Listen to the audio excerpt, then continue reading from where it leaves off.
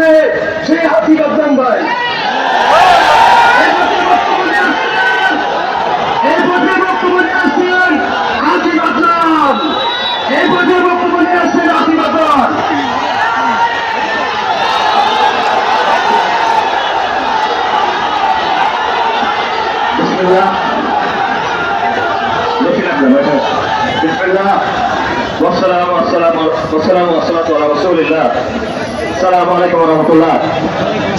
পাঁচই অগস্টের গণঅভ্যুত্থানের পর বাংলাদেশের মানুষের আশা ছিল দেশ বিরোধী চুক্তিগুলো বাতিল হবে, গোপন বাণিজ্য চুক্তি প্রকাশ করা হবে, জঙ্গিবাদ বিরোধী নাটক বন্ধ হবে, বিদেশি শক্তি দাবিদারি বন্ধ হবে।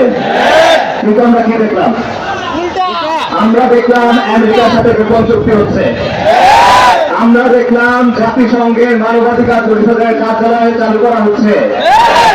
আমরা দেখলাম জঙ্গিবাদের নাটক শুরু করা হচ্ছে। আমরা দেখলাম ভারতের গোলামি শেষে এখন আমেরিকার গোলামের থেকে দেশ ছেড়ে হচ্ছে।